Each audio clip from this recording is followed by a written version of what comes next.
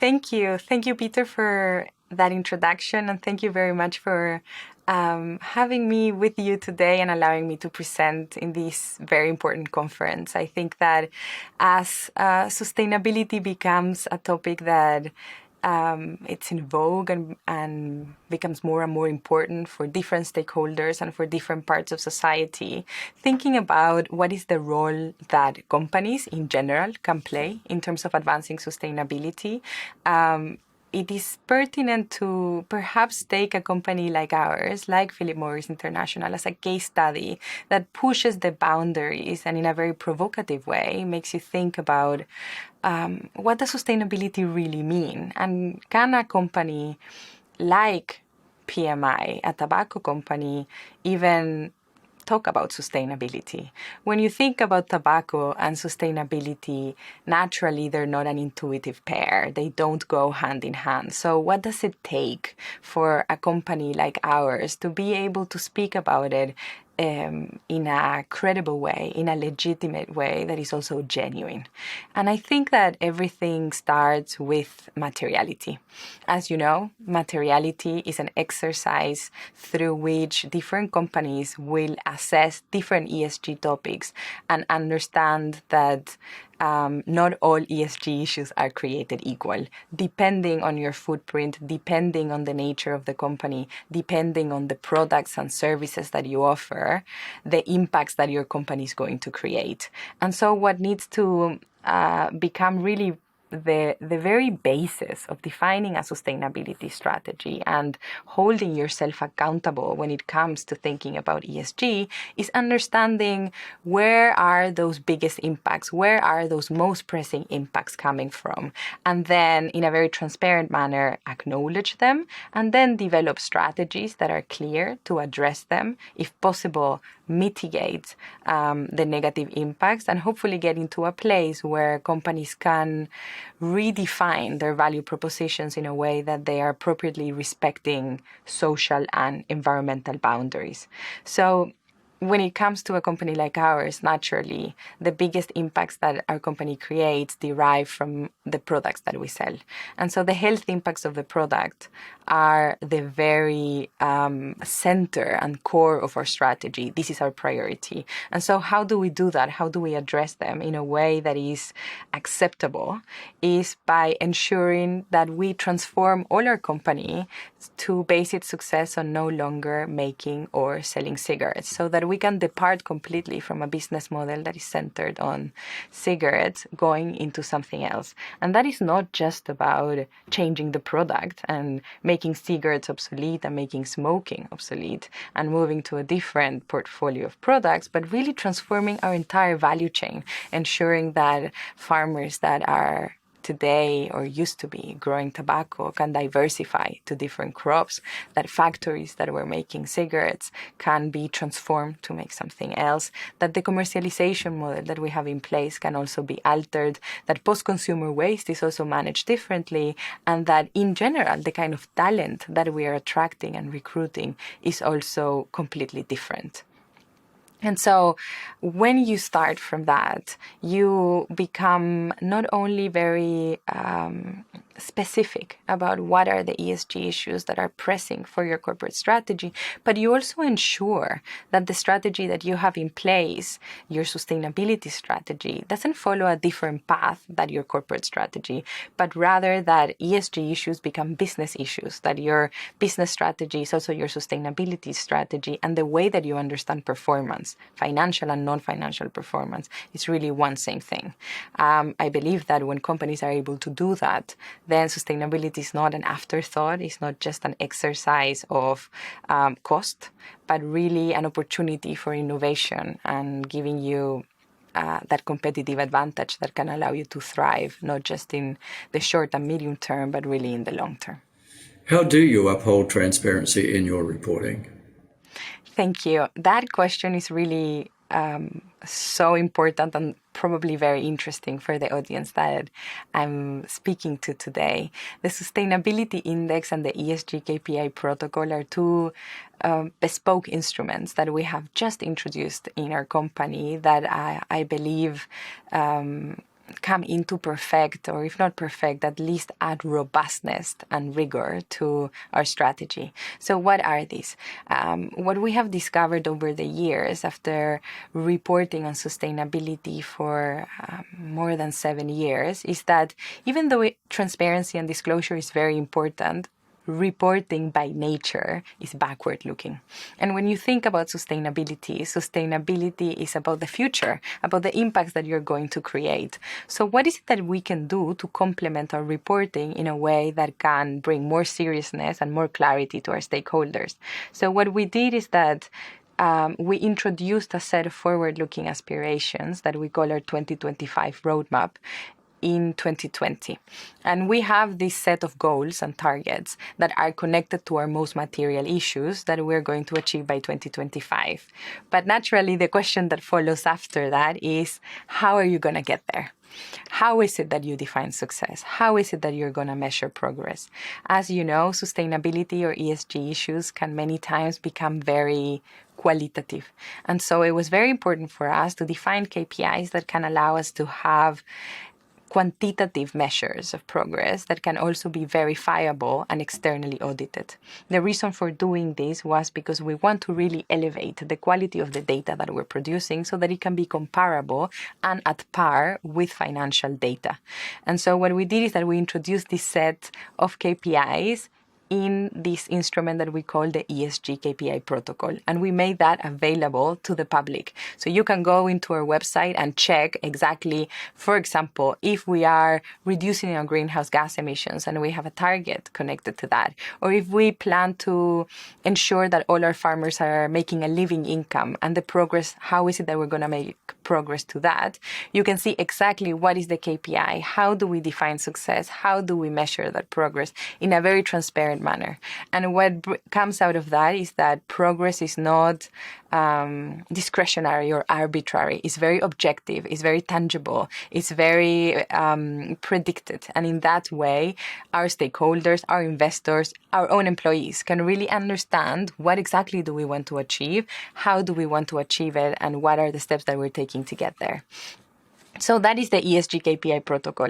Now, what we did is that we went a step further and we decided to connect all the KPIs that are on the ESG KPI protocol to our long-term executive compensation. So basically what we're doing is changing the compensation structure of the company to ensure that 30% of our long-term compensation is linked to ESG performance. And how do we do that in a way that is robust, in a way that is serious, in a way that is credible? Is linking it to the set of KPIs that we have put in the protocol. I think that this is a very important aspect of our sustainability strategy. And if you ask me, I believe that this is more or less how the future is going to look like when it comes to non-financial performance and non-financial data. We see that regulation is shaping, policy is changing as well, requirements of reporting standards and frameworks are becoming more rigorous. In the end, the kind of data that investors and shareholders are seeking is data that needs to be reliable, that needs to be robust, that needs to be credible. And for that, you need to build systems like the systems that we're putting in place and the protocols that we're putting in place so that everybody can understand in a very objective and pragmatic way that sustainability is not this fluffy thing that is about feeling good, but really connected to your business strategy. May I interrupt, Jennifer, with a question from the chat? Question is, how does PMI, Philip Morris, hold itself accountable as it progresses towards its sustainability aspirations? Well, I think that when you talk about transparency, many times transparency and disclosure become confused. Many companies will create disclosures that are very heavy and very cumbersome. And in those disclosures actually generate more confusion and opaqueness. And so for me, something that is really important is in the exercise of disclosing and making available information related to our sustainability or non-financial performance, that we do it in a way that our stakeholders can understand it clearly. And that's where transparency comes from.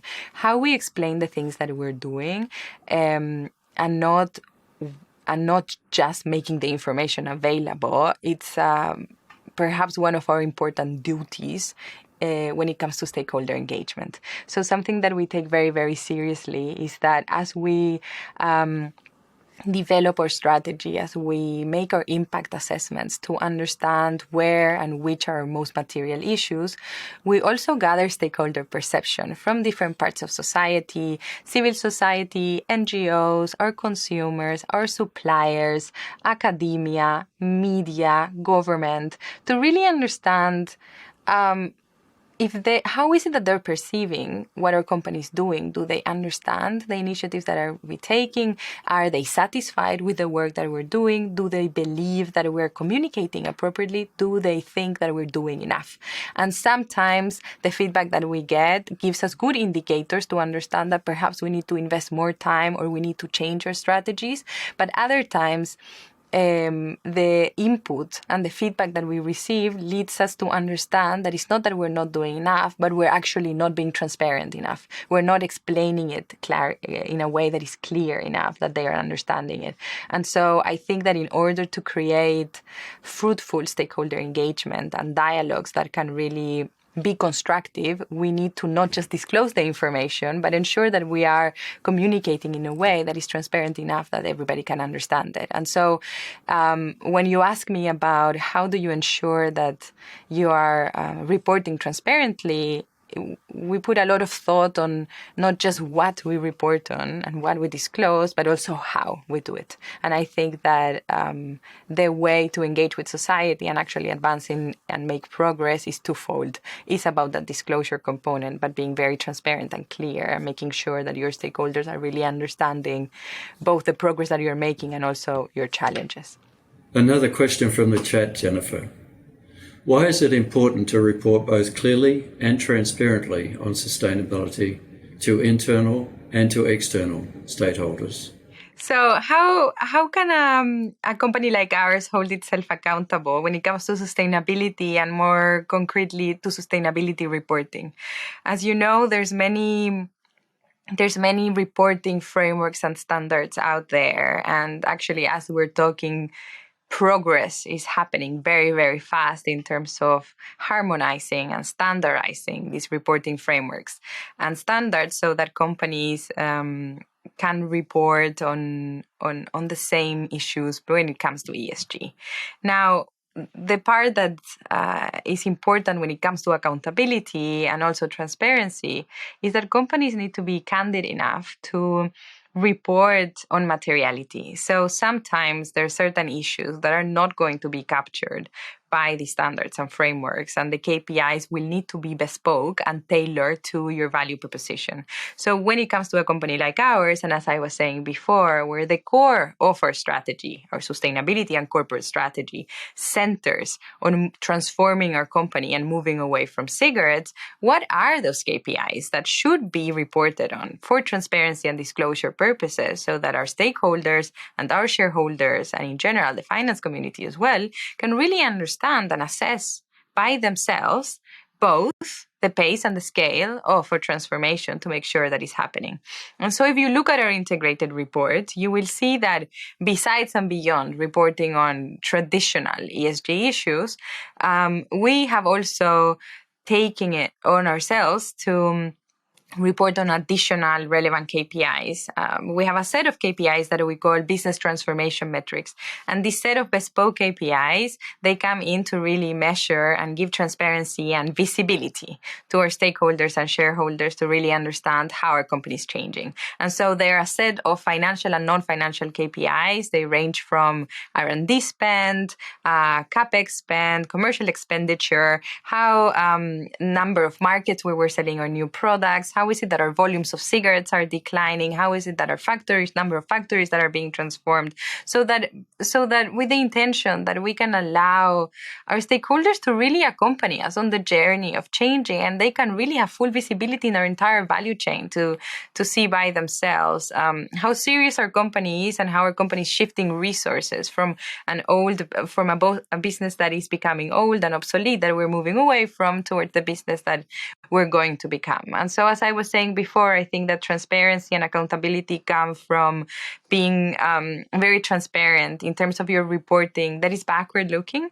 but also giving clarity about what is the future, where is it that you want to go to, with concrete targets, with very clear KPIs that are measurable, that are hopefully quantifiable, that can verifiable, that are externally assured.